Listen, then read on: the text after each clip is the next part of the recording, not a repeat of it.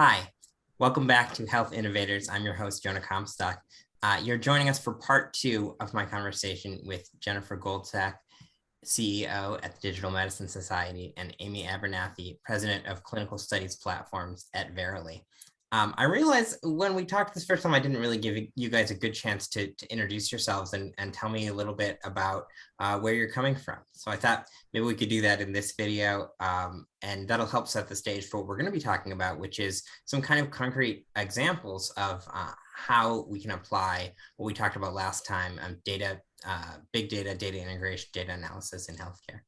So Jennifer, if you want to go first and tell us just a little bit about what you do over at the Digital Medicine Society.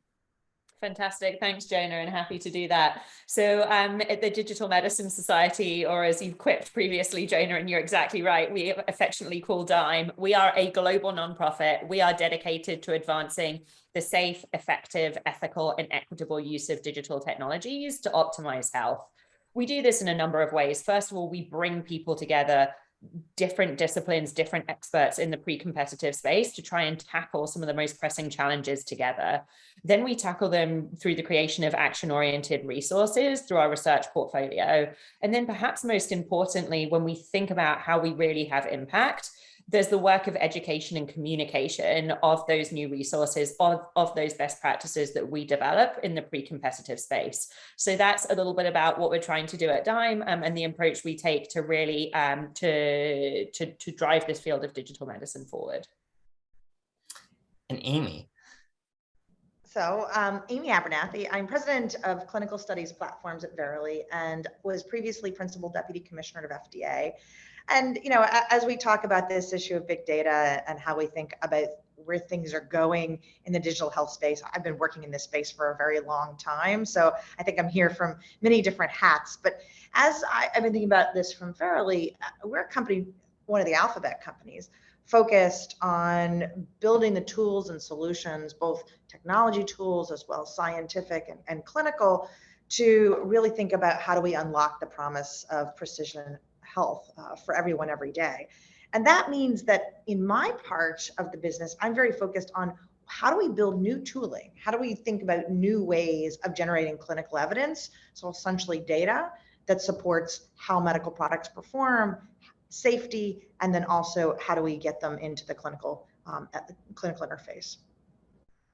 So I want to talk a little bit, we'll go sort of from big to small, but I want to talk, before we get into specific examples, just about use cases. So what are just some, and we're not going to be comprehensive here, but what are some of the areas, especially around pharma and life sciences, where you see data making the biggest difference in how things are done in care and research? So perhaps I'll start. I really think clinical research is changing dramatically before our eyes, and that's going to be made more and more possible through data. What do I mean by that? So clinical research is historically formulaic. We do phase 1 through 4 clinical trials, and sometimes we think about the regulatory decision being made after phase 3, so after the randomized controlled trial. But what we're seeing is regulatory decisions are often being made on less clinical trial information, so often shorter clinical trials, maybe single-arm studies. So we might call those earlier regulatory approvals, and more of the expectation of evaluation of medical products into the post-approval setting. The classic example of this in the most near term is the mRNA vaccines for COVID, where we saw these vaccines authorized by FDA and other regulators around the world based on short clinical trials with a fewer number of people. And then the expectation that we continue to evaluate the vaccines in the post-authorization, post-approval setting. And I think we're going to see this more and more. If that's going to be true, clinical trials and the data to support them are going to be inherently more longitudinal. We're going to have to leverage all available data. So not just formally collected data, but also data existing across the ecosystem. We're going to have to leverage digital tools like sensors in a watch and biomarkers to be able to collect new kinds of endpoints. We're going to need to be able to leverage data coming from every source to support not only discovery, but also implementation. So I think this entire space is changing, and it starts with data. Wow. Anything to add, Jen? A big +1 on that. And I think, Amy, you really get to the heart of the matter, right? Which is this idea that in a future state where this data can flow, and we talked about that a little bit in the last session, that we don't need to think about the clinical trials enterprise existing over here entirely remote and siloed from, daily life, right, and risk factors, and also routine care delivery. There is the opportunity to use these data, again, with the appropriate permissions, to make decisions in all of those environments, and in doing so, be much more efficient, be much more inclusive, provide better access, not only to care, but also therapies that are more likely to work. And I think most importantly, then we can start to see this sort of collapse, if you like, of these silos, right? And we start to see an industry that is intended to care for people, right? And we can do that by risk screening and earlier interventions and moving towards healthcare, not sick care. We can think about taking signals, whether they're environmental signals, whether they are new sort of digital phenotypes, whether they're new prognostic biomarkers. We can identify folks at risk. We can then start to think about intentionally developing therapies that may address those particular needs and testing them as part of, Amy, just like you said, as part of routine clinical care, and leveraging all of these different flows of data, clinical and otherwise. And I think you've made the point, incredibly well, that it can be environmental data, it can be behavioral data. We really need to think about this wealth of information that we have access to, and how we move from data to insights to applications in a way that isn't so siloed any longer, because it doesn't have to be. I think that's super interesting. Yeah, to think, and I think, well, not to get on a tangent, but it's really interesting with clinical trials that siloing originally was very intentional in the name of science and reducing variability, and because it was so onerous to collect data that we had to sort of do it in a little fishbowl. Now that we're collecting data all the time about everybody, we can change so many assumptions about what a clinical trial is and how it needs to be different or disconnected from routine care or not. Well, and so interesting, Jonah. Then the challenge becomes, what assumptions can we change, and how do we now legitimately understand what's a reliable outcome? And so I think that one of the things that was very obvious to me when I was at FDA, and certainly again the pandemic really brought to the fore, is that we do have all of these new tools in front of us, but we still need to cross-check how things are performing. If we're going to leverage, for example, data out of the electronic health record, how can we trust it? How do we make sure that there aren't cut and paste errors, or that the information in the electronic health record isn't just essentially somebody else's information that's been put in erroneously, and all these other questions. And so practically speaking, doing the important but sometimes hard work of making sure that the new tools and technologies available to us actually perform well is one of the tasks in front of us. And I think it's also important just to say out loud that given all of these many tasks in front of us that we have the opportunity to leverage and solve with, we actually need to work together to get that work done, because otherwise it might take us 20 years. That, I think, is the need to work together to get it done is absolutely imperative, Amy. And I also think we find ourselves almost at this interesting juncture, right? So let's think about some of the measures that we've relied upon in clinical trials. Think about all the work that went into proving out, for example, that the 6-minute walk test is a fantastic surrogate measure of your sort of ambulatory capacity, for example. The idea that this is a terrific measure of how sort of bradykinesia, dyskinesia, tremor affects your life as a person with Parkinson's. All of these things, we can actually now measure them directly, and yet we are struggling to think about how these direct and high frequency measures that we've developed all of these sort of surrogates for over time, because we only had these episodic snapshots. We're now trying to undo our thinking and get comfortable with the science of ongoing measurement. And to circle back to your point here, Amy, it comes back to this idea of signal to noise, right? And I think this is also part of the benefits of being able to fully integrate, research into routine care delivery, is we have enormous sample sizes. Are there going to be challenges around data quality? Of course there are. Are we going to have to develop these upstream mechanisms to build confidence and earn the trust not just get the trust, but earn the trust of decisions made of these data, of course.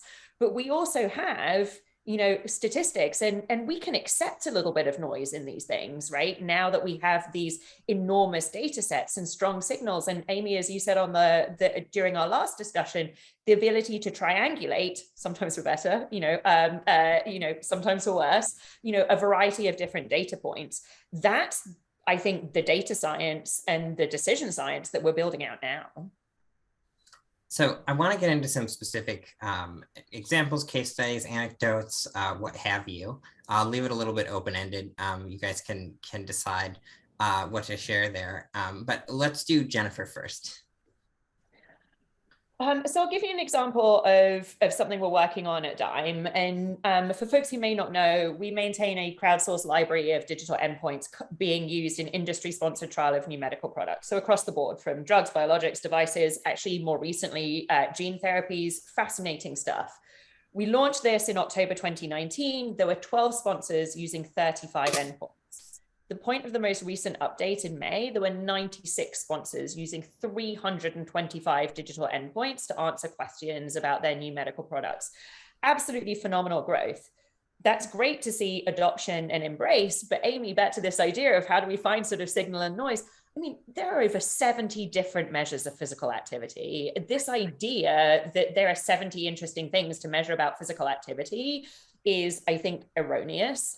We are starting to see folks trying to differentiate themselves based on what they're measuring instead of how well they measure it, and the ease of using the tool, the quality of the data, so on and so forth. We also see areas that are remarkably underserved given the demand, things like Alzheimer's disease and related dementia. Of those 325, there are 3 endpoints around cognition.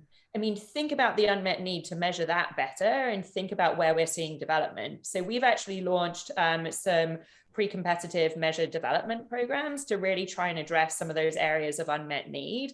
Amy, to your point, bringing folks together to say, we're not going to develop the measure for you, but we are going to prove out that this is something that's important to measure.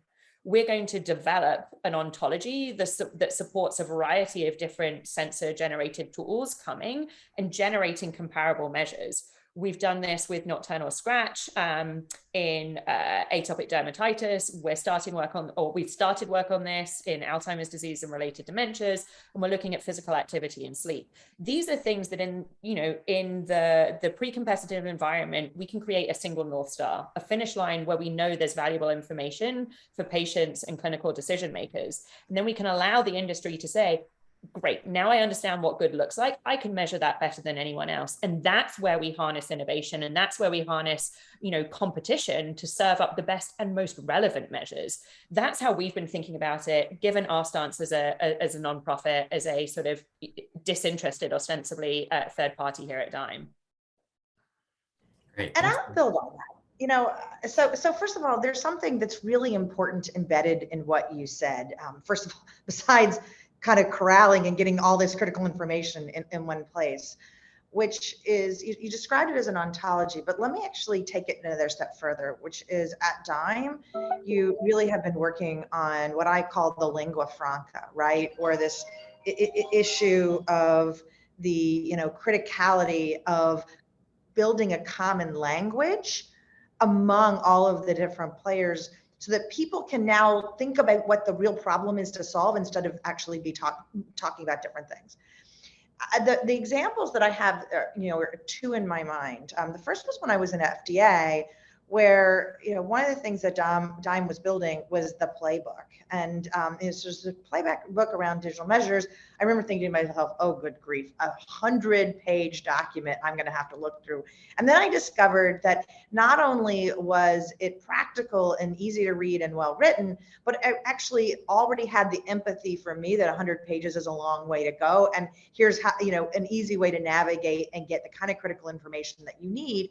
And again, zoom people into the critical things that they need to know, but also the critical common thinking and lingua franca. And so, for example, the idea around meaningful aspects of health, which is a concept that FDA wants to talk about a lot, for example, and we need to be able to translate that to what does it mean, especially for people who may not have necessarily been in the clinic before, that like figuring out how we come up with that. Really, the playbook was one of the ways that as Dime, you have actually started to think about what are the tools people need and how do we serve up common ways of talking about things that people can understand quickly. And so when I was at FDA, I was asked to resource supporting FDA team members to become a part of the playbook development for a variety of things. I can't really quite remember all the details, but I remember it was called a tour of duty, which I thought was a really terrific way of bringing in people who really wanted to contribute,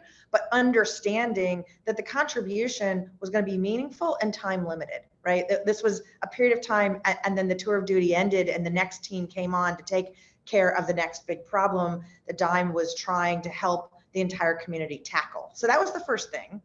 And then the second thing is when I got to Verily, actually realizing that at Verily, we were using those tools. And so practically speaking, as one sort of example, in the work that we've been doing around building digital measures in Parkinson's disease, our team partnered with Dime and then used Dime resources to actually build both internal vernacular and external vernacular and a structured way of presenting information internally and externally that lined up with the, for example, validation advice in the V3 program and framework from Dime that really gave us the tooling that we needed so we could move fast. And I think one of the things that's important here is that building lingua franca is actually a resource to help people move fast. And that at Verily, I saw that moving fast take place internally and also help us externally. Wow. And Amy, that's such a great example. And I'm really proud that those resources have been so valuable. That's exactly why we do this work.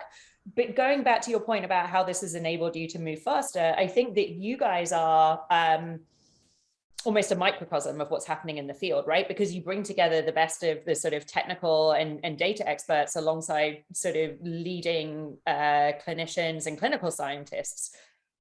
Without being able to bridge that gap, that sort of gift of expertise that you have is underpowered. You're not going to move as quickly as you potentially could. And so to your point, creating a common frame of reference and a common framework that you can all use to collaborate around, the fact that it's happening in-house at Verily, I think speaks powerfully to the potential to do this across industry. So we're nearly... oh, sorry, Jonah. Go ahead. I was just going to say, like, I always try and remind myself, because it's really easy to sort of say, oh, no, we need to do things our own way because that's going to give us a competitive advantage. And then I always try and remind myself, no. Practically speaking, first of all, there's more to do than any one group can really get it all done. And second of all, our job, not just as Amy or Jen or Verily or Dime or anybody else in this community, is actually to figure out how we move the whole space forward. And so figuring out what are the tools that allow us to move fast is actually part of the task.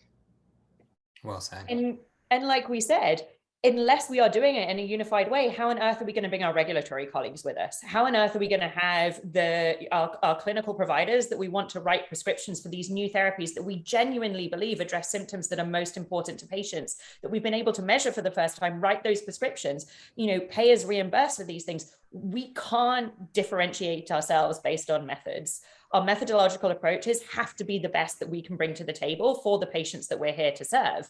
And then execution and implementation, that's where we differentiate ourselves for those folks out in the market who are in the competitive space. That's, I think, where the magic happens. And I think we're starting to drive towards that. So I am really optimistic.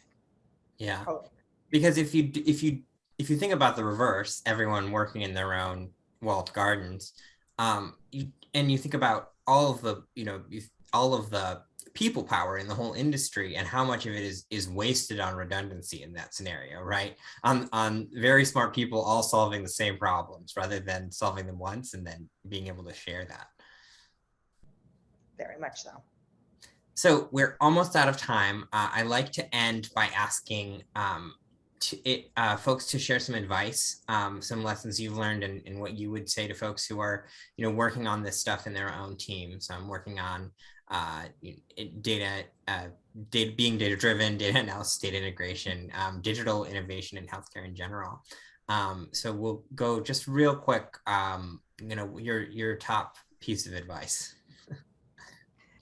I'm going to have a couple top pieces, but I'm going to make them quick. The first thing is we're talking about a hard problem to solve, but hard problems are worth solving. And this I think is solvable, but we have to work together. The second piece of advice, though, I have is something that we've talked about in different ways, which is lingua franca and solving things in common ways, especially the elements that allow us to move faster, whether that's lingua franca, common data elements, interoperability. Those pieces that allow us to move faster are pretty critical. The third thing that I would say is, because we've been talking about data today, remind ourselves that data are only as good as when they get used. And remember also that you don't have to protect data in a walled garden and not share it around. And because practically speaking, when you share data, link data, build new data sets, that's actually greater value, and you don't lose the value of the original data that you started with. So these are kind of like really important kind of key underpinnings that then allow us to move faster and also get to where we want to go quicker. Amy, terrific points. I think I would just build on that briefly by saying, these flows of data, our capabilities for analyzing them, the digitization of healthcare, right? That's not a silver bullet. Ultimately, these are inanimate objects, and it is up to us as humans to think about how we deploy them, the methodologies, the protections, the collaborations, the practices around these new tools, these new flows of data.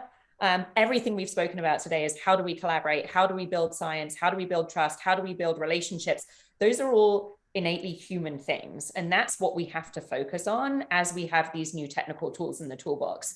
How are we bringing these things to bear? How are we collaborating to do that? Again, for the patients that our industry is here to serve, as well as, and Amy, I think the dual empathy that you mentioned on the last discussion is so important, as well as the people and systems who are here to care for them. There's enormous burden right now. We have new tools, but it's up to us how we deploy them. And I think that's the parting comment here. And Amy builds so nicely on your three really important points there. Wonderful. Thank you both so much. This has been a great conversation, and just very privileged to have you both here to talk about what is maybe one of the most important aspects right now in innovation in healthcare. Thank you for having us, Jonah. Yes, thanks so much.